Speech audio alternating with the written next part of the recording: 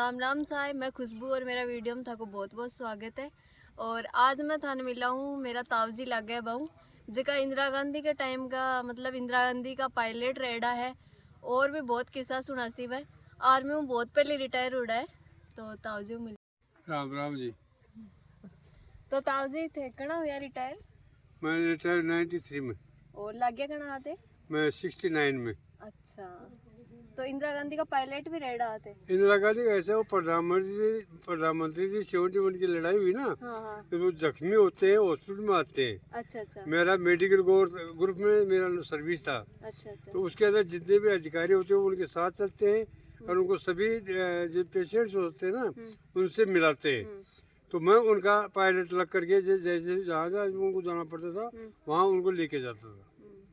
और थाने बताऊं तावजी 900 रुपया रिटायर हुआ। तावजी थे 900 रुपया में? हाँ, मैं जब पेंशन आया 93 में जब मेरी पेंशन 900 रुपये थी।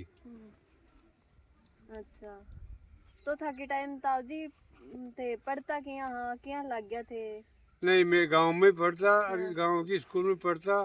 और फिर बाद में हमारे चाचा जो वकील हैं वो अभी फिलहाल वकील है वो जयपुर पढ़ते थे। उनके पास मैं और भाई साहब दोनों उनके पास रहे और 10वीं का एग्ज़ाम वहीं दिया। अच्छा। और उसके बाद 1969 में मैं फौज में भर्ती हो गया। उसके बाद में पढ़ाई नहीं की।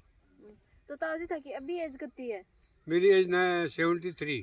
अब तावजी ने देखकर कोई बता सका कि ये 73 है? ठीक रही बेटा। हाँ। उस समय वहाँ पर क्या थोड़ा पहाड़ी एरिया है, पहाड़ी एरिया में बर्फ पड़ती है। अच्छा। तो उस एरिया के अंदर सुबह हमारे को इतनी मुश्किल होती थी कि लेटरिन जाने के लिए भी हमको गर्म पानी लेने की जरूरत पड़ती थी। अच्छा। और नहाने के लिए भी गर्म पानी यूज करते थे। कंप्लीट ही गर्म पानी से काम होता था। और बर्फ गिरने से हमारा का जो है ना काम बहुत परेशानी हो जाती उसमें। अच्छा। लेकिन बर्फ इतनी पड़ती कि वो 2-4 रोज 5 रोज में धूप निकलती ना तो पिघल जाती थी। उसके बाद नॉर्मल काम चलता। फिर तो बहुत प्रॉब्लम आती था। हाँ बेटा, बहुत प्रॉब्लम आती थी बर्फ के अंदर। तो तावजी जी का था दोस्त था अभी भी था कांटेक्ट में है क्या? नहीं बेटा, वो कोई हरियाणा से था, कोई पंजाब से था, कोई बिहार से था, कोई यूपी से था। अच्छा। वो उस यूनिट के अंदर पोस्टिंग होते थे जब से एक साथ रहते। लेकिन वो ऐसे रहते हैं कि जैसे भाई भाई ऐसे एक दूसरे से मिलके रहते हैं। अच्छा। और एक दूसरे की समस्या आने पर भी एक दूसरे की मदद करते हैं। तो तावजी थे जी टाइम ड्यूटी करता अभी टाइम कोई लड़ाई भी हुई क्या? हाँ, 71 की लड़ाई हुई। उसके अंदर हमने अच्छा। मेडिकल में था। हाँ। और हमारा काम था पेशेंट्स को फर्स्ट एड देना। अच्छा। और फर्स्ट एड को वहाँ आगे से जाकर फायरिंग लाइन से इन्फेंट्री वाले बैग देते थे। वहाँ से हम लोग उस पेशेंट को रिसीव करके और बैग हमारा जो हॉस्पिटल होता था उसके अंदर लेके आते थे। वहाँ से एक बाई गाड़ी या कैसे भी साधन मिलते थे उसे बड़े हॉस्पिटल पहुँचाते थे हम लोग। अच्छा, तो थे तो लड़ाई देखे डाओ फिर तो? नहीं, लड़ाई हमारा मेडिकल वालों का काम लड़ने का नहीं, हमारा तो भैया मेरा ताऊ ससुर है। ताऊ थानिया लग गया कि मैं थकी बहू हूँ या बेटी हूँ? नहीं बेटा, तुम हमारे को बेटी के रूप में दिखती है। हाँ, तो ताऊजी जबकि ये समाज में घूंघट पड़ता है अगर वरम थे कहीं खड़ो चाहो? नहीं, ये है तो गलत है लेकिन जो हमारे समाज में चल रहा है उसको अपन दूर भी नहीं कर सकते। सही बात। लेकिन अब मैं था जिया बोलू बेटी की जिया बोलू तो था बढ़िया लगे। हमें बहुत अच्छा लगता है बेटी। और हमारे तो बेटी बहू के अंदर मैं तो कोई फर्क समझता नहीं हूँ। और मेरी भी दोनों लड़कियां हैं। आज उनकी शादी करने के बाद में मैं बहू लेके आया हूँ। आप लोगों को लेके आए हम लोग तो हमारे को तो हमारी बच्चियों से भी अच्छी लगती हो। ताऊ जी की सोच भी एकदम मॉडर्न है। यहाँ पहले वाला सा टाइम का ख्यालात को नहीं। और मैं खुद बात करूँ तो मन ये लगे मेरा ताऊ ससुर है। मन ये लगे मेरा रियल में ताऊ जी है कोई परिवार में। और भी है भी ताऊ जी है तो फालतू की कुरूती बनाड़ी है पहले की। तो अभी 71 की लड़ाई जो कैजुअलिटी आई थी ना हमारे पास। हाँ। उस समय मेरा पोस्टिंग बेस लखनऊ में था। अच्छा। और वहाँ पर जो कैजुअलिटी से जो घायल जख्मी हो गए सैनिक आए थे उनसे इंदिरा गांधी से प्रधानमंत्री से वो मिलने आई थी। हाँ। उसके बाद में अटल जी भी आए थे। अच्छा।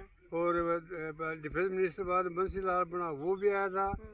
और जगजीवन राम भी आए थे। तो थे अटल बिहारी वाजपेयी इंदिरा गांधी और मिलने डाओ नहीं, मिलने का मतलब हम सिपाही लोगों को मिलने नहीं देते। उनके गाइड नहीं सकते हम लोग पायलट वगैरह। अच्छा। आगे ड्यूटी रास्ता क्लियर करते हैं हम लोग उनके लिए। अच्छा। लेकिन देखे हाँ, उनके नजदीक से देखे हुए हमारे सामने से गुजरे हुए। अच्छा। और वो लोग जब आते हैं, जब मिलते हैं, एक बेटा एक बात बताऊं आपको मैं, हाँ हाँ। बंसी लाल था ना, ये हाँ। डिफेंस मिनिस्टर था। अच्छा। ये जब आया था कैजुअलिटी से मिलने के लिए ना, हम्म। ये यहाँ गेट आउट गेट से करीब 10 गज चला गया था वो। अच्छा अच्छा। फिर वापस आया मेरे पास, मेरे से आके हाथ मिलाया, हम्म।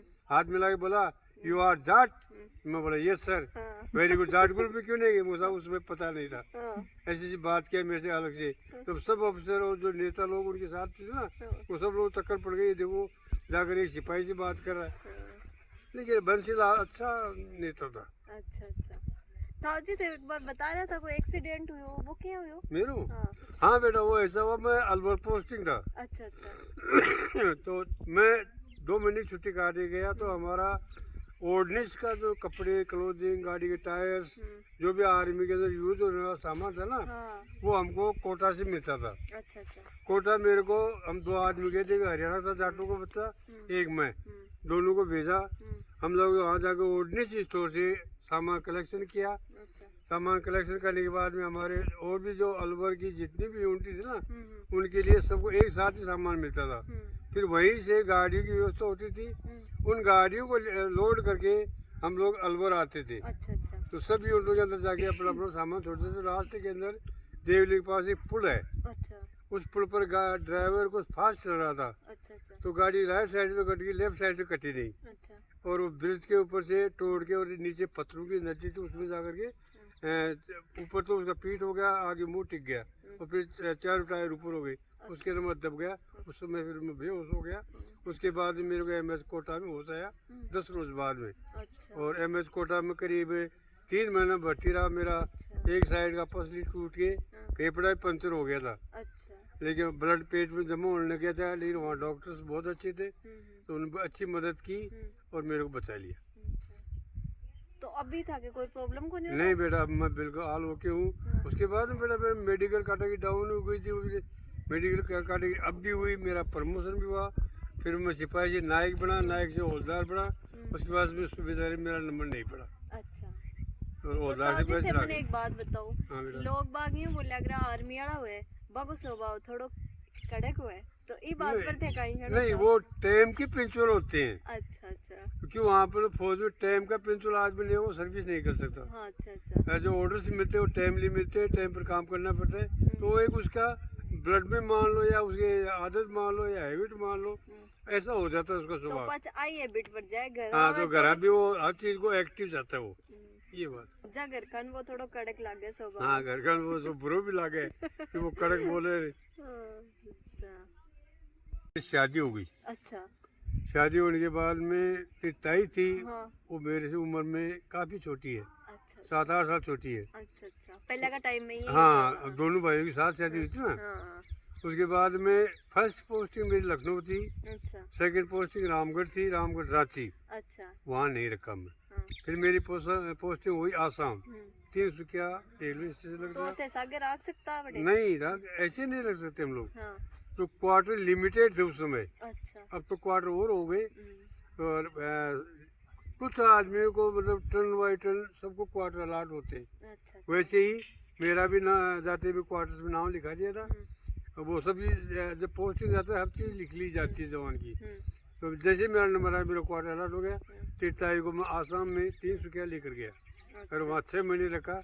बड़ी वाली बच्ची वहाँ से वापस आने के बाद मेरे 77 में पैदा हुई थी। अच्छा, सबसे बड़ी दीदी। तो ताऊ जी अब थे काम कर लो क्या? अभी भी तो काम करे है शरीर था को? शरीर एक्टिव है बेटा मेरा, अभी भी हाँ, सब काम कर सकता वो तो हूँ। देख रही लग गए।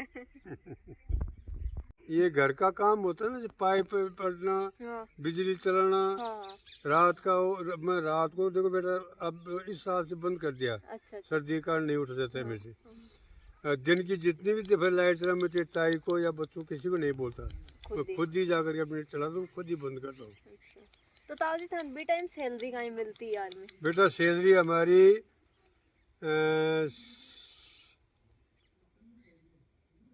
जब तक अटल जी प्रधानमंत्री नहीं बने ना, हाँ हाँ। उससे पहले आर्मी की तनख्वाह बहुत कम थी। कत्ती कम?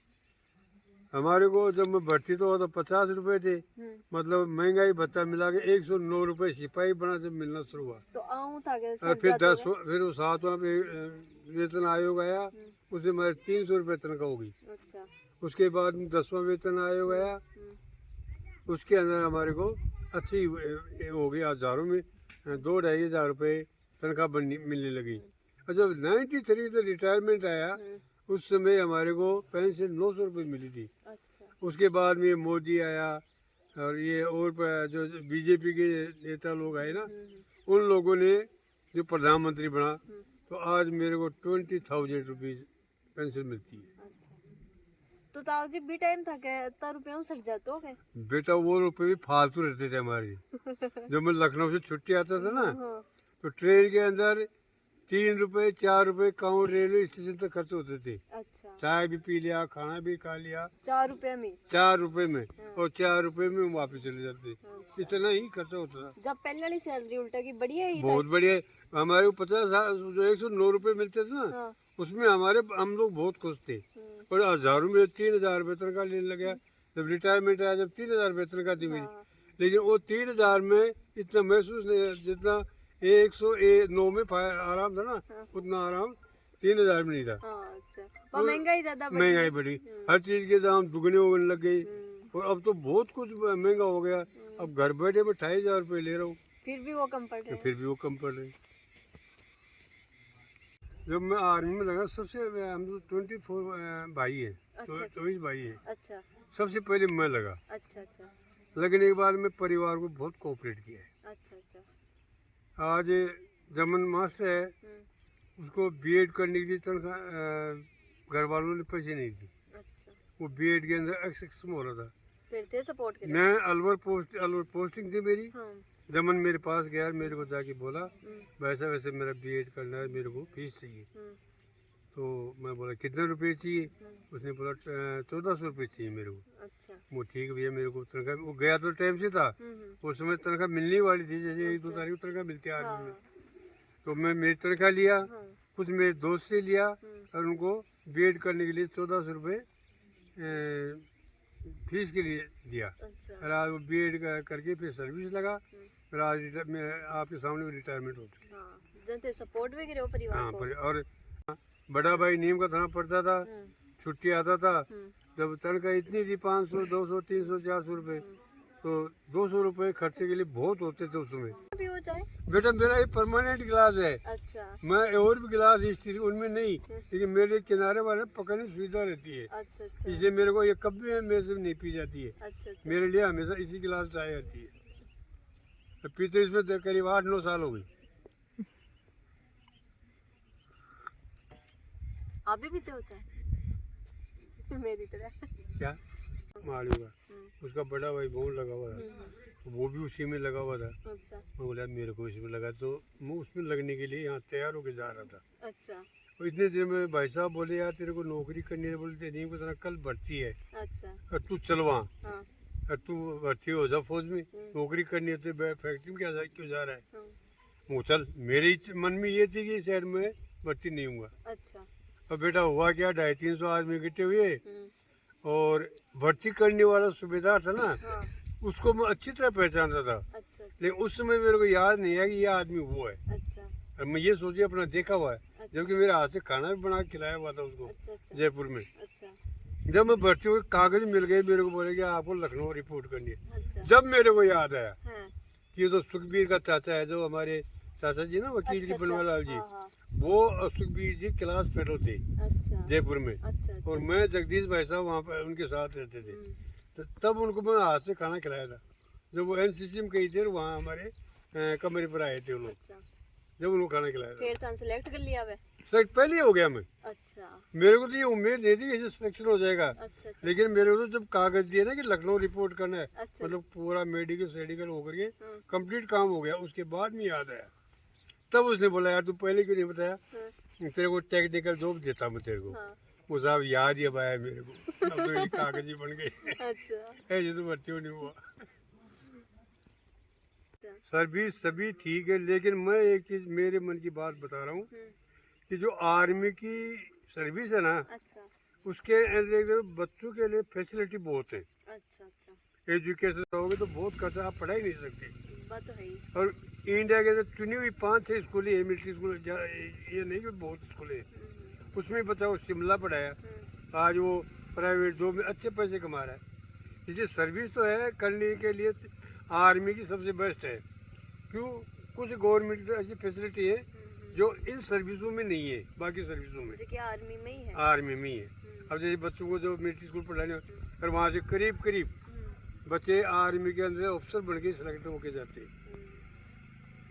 50 लड़के मान लो कि आपको फाइनल, और एक तरह देश की सेवा कर, हाँ देश वो है, और एक्टिविटी वहाँ पर फौज वाली है। वही टाइमली उठना, टाइमली सोना, टाइमली खाना, टाइमली पीना, सब कुछ वो उसी के हिसाब से है। आज को वीडियो अठे ही खत्म करा, और वो वीडियो ज्ञान को लगे थे कमेंट कर जरूर बता जो, और लाइक भी कर दीजिए वीडियो बढ़िया लगे तो। और ताऊ जी हूँ थान सीख बन भी मिले लो आर्मी में अगर जानो है तो ताऊ जी टिप्स दे दे। ताऊ जी 1-2 टिप्स और दे दो आर्मी में जाबा के। नहीं, आर्मी सर्विस बहुत बढ़िया है, और आदमी फिजिकली बहुत फिट रहता है, और टाइम का पेंचुल हो जाता है आदमी, कोई काम में कमी नहीं रखता। वहाँ ऐसे हैबिट हो जाती है आदमी की, बाद में कोई प्रॉब्लम होने वाला ना ना कुछ भी नहीं है। घर आके भी एक्टिव रहता है आदमी, काम भी ठीक करता है, औरों को देखते हुए आदमी। तो जिया कि थे खुद देख लो आप, ताऊ जी 74 का होगा, लेकिन ताऊ जी देख कर काम करता देखे तो आप बता कौन सका, ये लगे कि अभी 60 साल का उला जी हाँ की बॉडी काम करे, अभी तक अपनी बॉडी कौन करे इतनी काम। कोई फायदा है आर्मी में जॉब करवा को। तो चलो ठीक है, आज को वीडियो ठीक खत्म करा। ओके जी। हाँ ताऊ जी।